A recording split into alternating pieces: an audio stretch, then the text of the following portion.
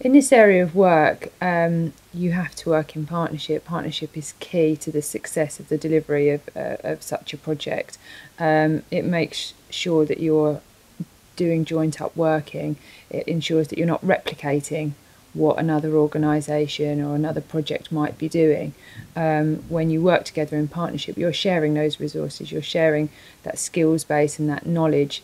Our partners have included those from the museum service, records offices, archives, as well as the university and schools and local organisations and groups. So it's been very important for the project because we've very much been advised and guided by these organisations in how to deliver the project and meet needs at a local level and a regional level. Throughout the project, I felt from the beginning, when I started going to these meetings, I felt, that there will always these opportunities and this flexibility to support the project or help or offer or or help shape things or contribute in whatever way was reasonable to do. And I think that's really important in the partnership. Iselda sits on the advisory group that I report to, the regional advisory group, and she offers a lot of support and guidance in best practice around what we are collecting. It was really good from our point of view because it was important to be able to talk to different professionals in museums and find out what the challenges were for them and what perceptions they have of archives. We've had MA placement students. They undertake a 40-hour placement and they've undertaken a number of oral history interviews. There was much more opportunity on this project for a whole range of roles that the students could get involved with. So on that level, it was really nice for us to have a project like this where students who want to get involved in more community work had an opportunity to use their life history skills to do so. Not only are they volunteering their hours on the project for us, but it's the skills and knowledge that they bring in the theory and practice of oral history that's been really valuable. I think, for a project like this is a great project for us because it hits a lot of the right buttons for us to be able to show, yes, we life history research isn't just an academic subject. We can get out there, we can work with a partner in the community, and our skills as life historians can be used on that project to make a social impact. The Museum Loan Box project has been really successful through the partnerships that we've been working with. It's been quite an exciting project where both staff and volunteers from both Heritage Plus and the museum services were trained in the use of object handling for loan boxes specifically to be used with older people. So as a result of that, we've produced themed boxes that we've then been able to take out into the community.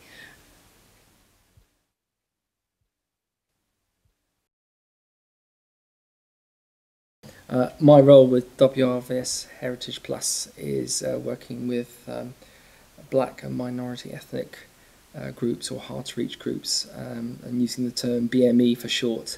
The work that we've done with some of the different ethnic minority groups here in Eastbourne, with the Jewish community, it's been making sort of a reminiscence book through the artist Ari Mensah. We've also been doing several projects with the Chinese Association here in Eastbourne as well. So ranging from sort of Tai Chi and Mahjong workshops to then actually developing a short film called Beautiful Chinese Place.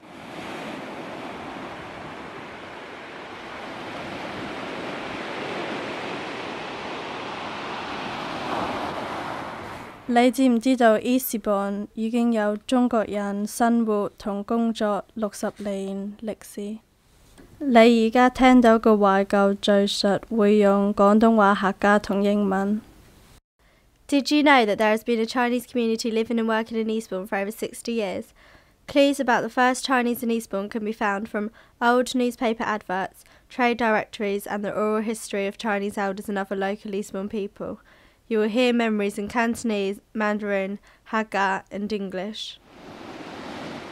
For like Eastbourne, everybody thinks it's about perhaps the old churches and Second World War and tourism or whatever, but actually all these different ethnic minority groups are part of the story of, or stories of Eastbourne there as well. 1970年4月4號 Eastbourne Herald newspaper 由 Christine Robertson 所寫嘅專欄，介紹本地兩間外賣店係筷子樓同埋利華樓。 Had a really interesting chat with the committee, and one thing they all came up with was nobody's really recorded the history of the Chinese community here in Eastbourne. So immediately, bing, sort of my brainwave goes, oh, film, movie, oh, right, okay. Would you be interested in making a short film? And they were really interested. And I said, if it's possible to perhaps teach your students and anyone else interested in the association about sort of basic filmmaking. They were saying, yeah, they're very excited by that idea. It started, first of all, as a traditional workshop on a Sunday afternoon. We had about 4 or 5 students. We had lots of older people coming around and having a look and seeing what these students were doing. And later on, we brought up historical material relating to Eastbourne and the Chinese community. Suddenly, these older people came in and actually started talking about old adverts, for example, that we found, and actually doing that. So having it in the open along with everyone else, and then everyone could see what we were doing, so we weren't isolated as well. So we were sort of part of the action. And fortunately, just having 4 students meant, in fact, we actually had enough equipment to share with them and to do all the different sort of basic animation and basic editing techniques that Tom could teach them as well. When she was young, in the 50s, there weren't any chance for education In Hong Kong. in Hong Kong, and hardly any food about. So when she was 11, she was sort of going into the field, getting taking hay and grass, hay to sell to provide for the family. The students actually learned from the elders, because for the 4 students, they hadn't really heard some of the stories before about coming to England, leaving Hong Kong. So I think the students involved were a bit surprised as to some of the stories of the sort of the hardship that their grandparents' generation had to go through.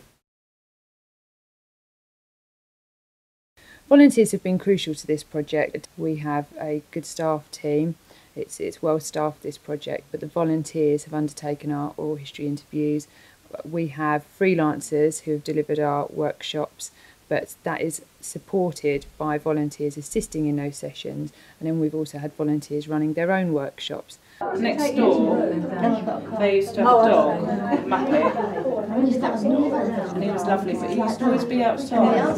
In the garden? Yeah, and they used to leave him tied up, and he was the most lovely dog. He was a little monkey dog. Well, I was quite interested that Tiffany said when they'd finished, and she said, "Can I turn it over and draw the back of the house?" I couldn't fit it all in. So much of it. I thought that was quite nice. So obviously you had no trouble remembering. Yeah, because I think it was probably the happiest memory was my last house was when I lived with my dad, because we provided training in the theory and practice of oral history, which includes how to undertake an interview, the types of questions you need to ask, ethics, as well as training in the equipment. We've provided an introduction to reminiscence training, which involves how to facilitate a reminiscence group, the benefits of reminiscence, why do reminiscence work, and we've provided a range of training in the technical side of the project, so how to use certain types of software and support with the equipment. I've learnt a great deal about the technical process of audio recording and editing, which I hadn't a clue before. I never even heard of it. So that has given me a huge confidence in working on some other oral history projects, which I've now got involved with. And it has had a huge effect on me personally. I would never, ever have thought that I would be in a situation where I would have gone into strangers' houses, complete and utter, strange set of circumstances, and interviewed people, just like that. I would never ever have thought I would have been able to do that, but I'm doing it. I've done it, and I want to do more of it.